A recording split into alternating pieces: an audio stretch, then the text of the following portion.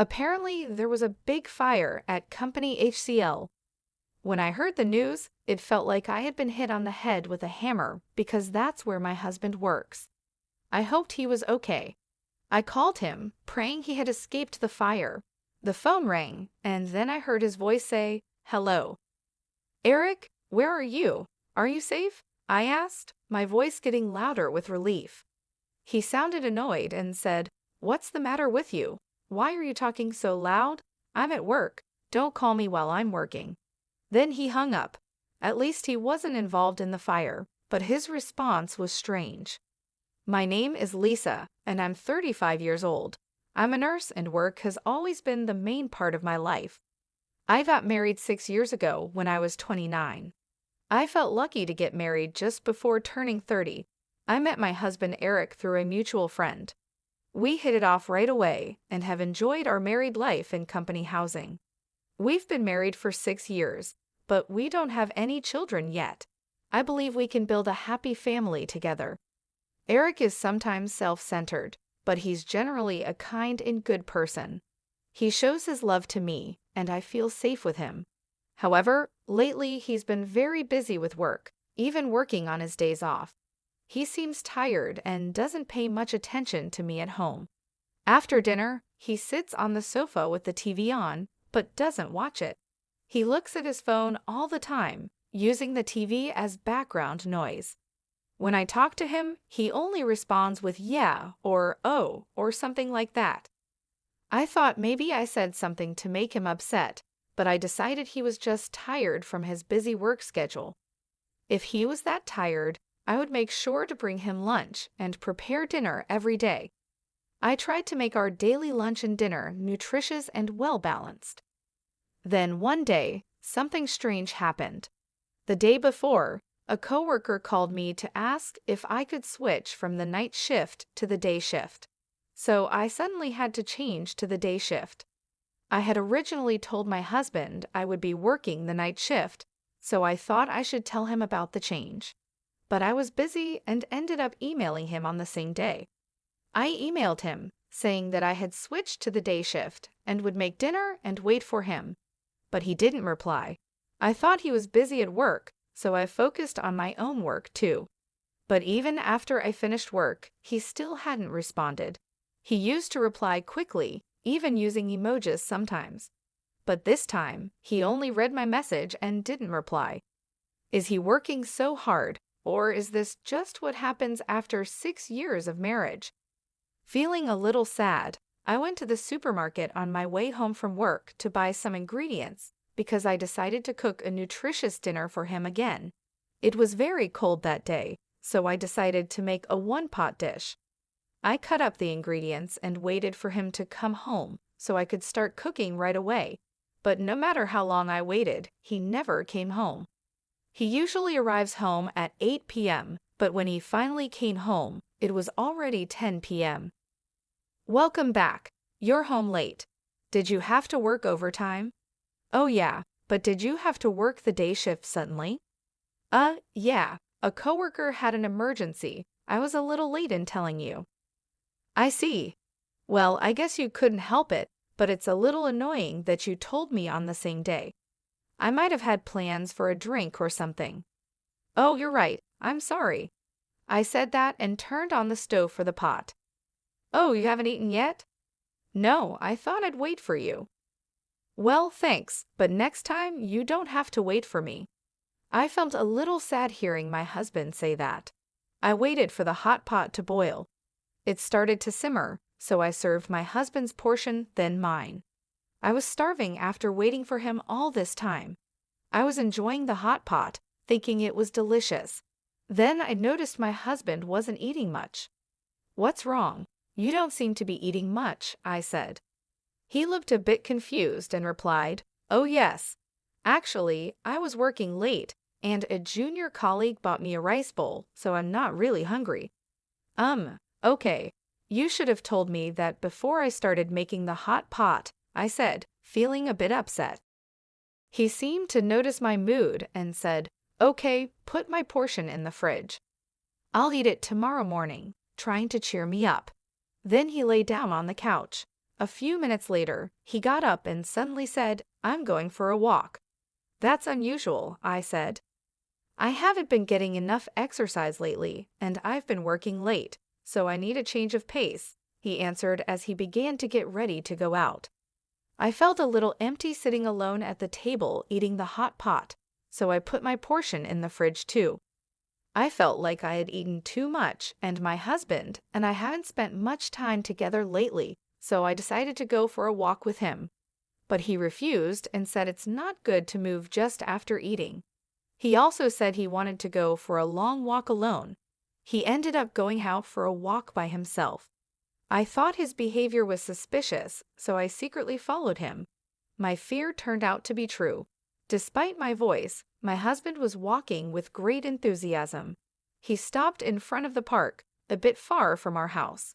He looked around and seemed to be communicating with someone on his phone. I wondered who he was talking to. A few minutes later, a car pulled in. My husband approached the car and started talking lightly with the person in the driver's seat. It was dark and hard to see, so I couldn't make out much more. I got closer to the car and saw the person in the driver's seat. She had long curly hair and glossy lipstick. It was a woman, laughing happily as my husband got into the passenger seat. He was totally having an affair, right? By the time I thought that, the car had already driven away. I stood there for a while stunned. Then my husband sent me a text message saying he met someone he knew and would be home a little late. Someone he knew just out of nowhere. I didn't believe him at all. He had said he had already eaten and didn't have an appetite, but it was past 3 a.m. when he came home. He didn't even notice that I was awake. He seemed tipsy and went to the kitchen to drink a glass of water. After that, he often worked overtime only when I was on the day shift. We always had a hard time matching our off days, but now it's even harder. Yesterday he worked overtime, and today he has to work on his day off. But is it really work? I wonder if he's meeting the woman I saw that day. I can't help but think about it. I went online to look for information about detective agencies and found myself submitting an investigation request to the most reliable one. I felt guilty about investigating behind his back, but if nothing is going on, I could trust my husband again. So I decided to have them investigate. Waiting for the results of the investigation was really hard. My husband was as quiet as ever, and every time I saw his face, the woman was on my mind. I wanted to get a clear picture as soon as possible. Then something incredible happened. It was Saturday, and I was busy working as usual on the day shift. My husband was also at work on his day off. I was concentrating on my work, thinking that since we were both at work, I didn't have to think about anything else. Then I heard the sirens of a fire truck in the distance. The sound got closer and closer, louder and louder. Just when I thought they were passing by, I heard another siren. It wasn't just one fire truck, but 3 or 4 more. This must mean that there was a big fire nearby. I felt uneasy and worried. Then 2 of my colleagues came back from the hospital room with serious looks on their faces. They were talking about the fire.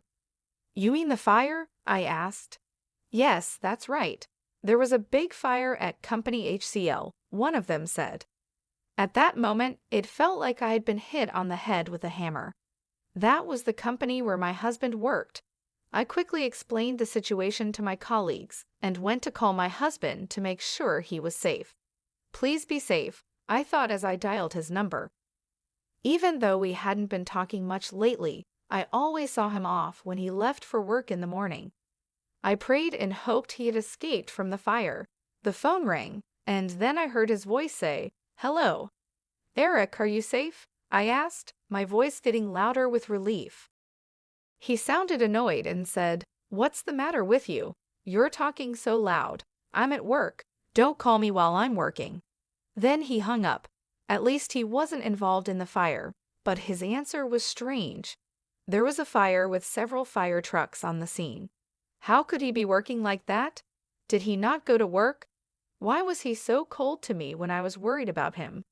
I was getting more and more angry. Maybe I had been seeing him off, just so he could go to another woman since we got married. Then I made a decision. I would leave that house. As soon as I got home, I started packing my stuff.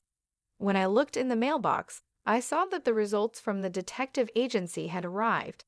I decided to leave the house with the results of the investigation. My parents helped me pack my things. The moving company would be here soon too. I had my things moved out right away. My husband didn't seem to know that I knew the truth. I didn't hear from him at night. I guessed he was staying with his lover the whole time. I packed a lot of my furniture and appliances for my single days. The room was almost empty and looked deserted. Staring at the room, I realized I had no lingering affection for this life. For now, I moved my belongings to my parents' house and looked for a new place to live alone. My husband finally called me the next day. "Hey, what's going on? Most of your stuff is gone." Of course, I moved out of that house. What? What were you thinking? When are you coming back? What about my food? What about the house chores? I was in shock. After all this, that's all you think about when it comes to me? While talking to him, I remembered the fire at his company. This guy was with his affair partner instead of going to work. Anger welled up in me. Why don't you get another woman to do that? Huh?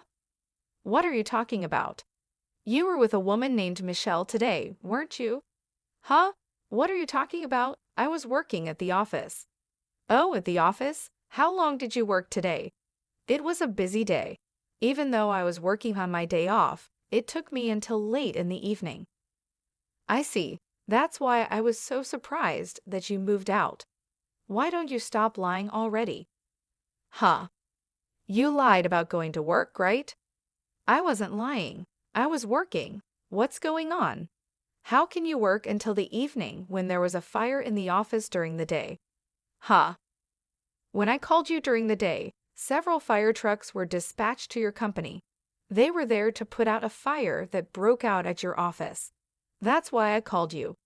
I wanted to know if you were okay. You told me not to call you at work, and you talked like there was no fire. Well, he started to say. And I have evidence of the affair from a detective agency. There's no way for you to get away with this. You have to go through my lawyer from now on. I'll make sure I get the alimony. Oh no, he said, repeatedly begging for my forgiveness and apologizing to me. But I no longer had any affection for him. I'm sorry, but there's no way to fix this. I'm hanging up now. Wait, he pleaded. I went to my lawyer and demanded a divorce and alimony from him. The divorce was finalized, and he couldn't get away with it because of all the evidence. My husband and his affair partner had to pay me a reasonable amount of alimony.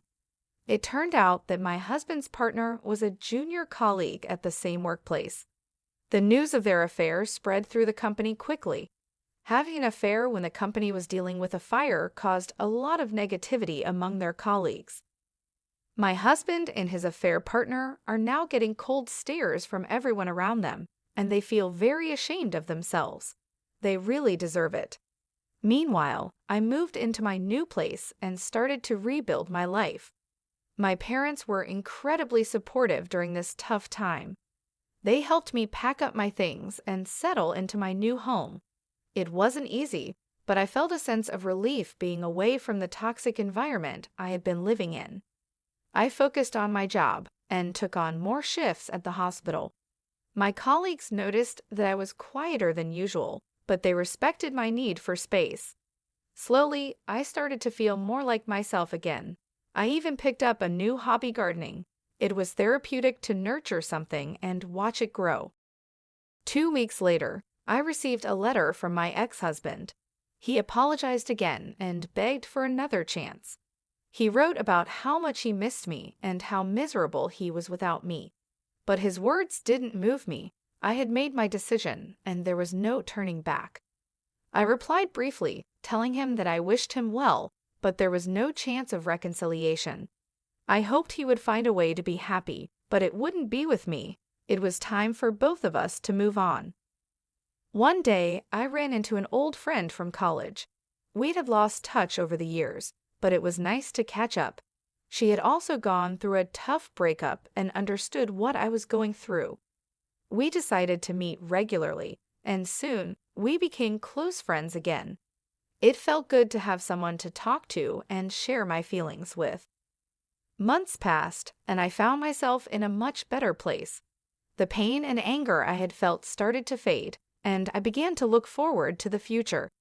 I even started dating again, taking things slow and enjoying getting to know new people.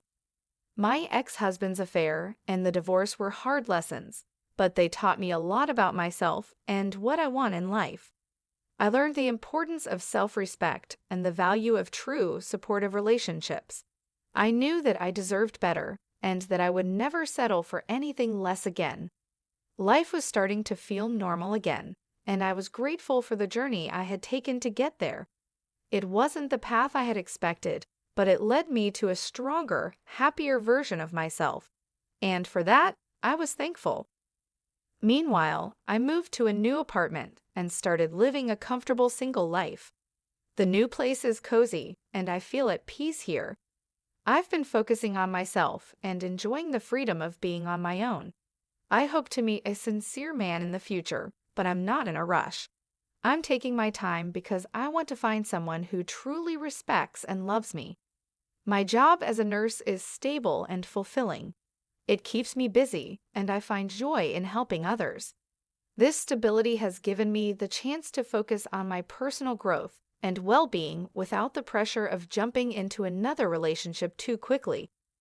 I've been spending my free time exploring new hobbies and interests. Gardening has become one of my favorite activities. It's therapeutic to watch my plants grow and flourish, much like I am. Looking back, I think about how she found out about her husband's affair. The fire at his company was unexpected and shocking, but it brought the truth to light. He shouldn't have had an affair to begin with, and it was only a matter of time before she found out. His actions were hurtful, and the consequences he faced were well-deserved. I've also started reconnecting with old friends and making new ones. It's nice to have a supportive social circle. We often go out for dinners, movies, or just have long chats over coffee. These interactions have been crucial in helping me heal and move forward. I've learned a lot from this experience. I've learned to value myself more and to recognize the red flags in a relationship. I've also learned the importance of taking things slow and not rushing into anything. This time, I want to make sure that my next relationship is built on trust, respect, and mutual understanding.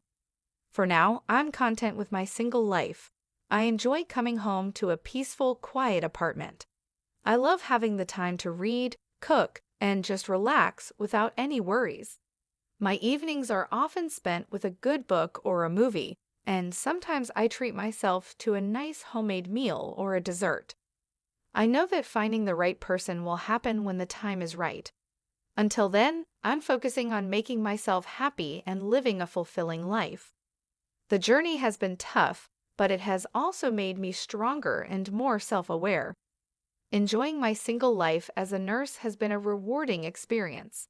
I've grown a lot as a person, and I'm excited about what the future holds. I'm taking one day at a time and cherishing every moment. I know that when I do meet someone special, I'll be ready.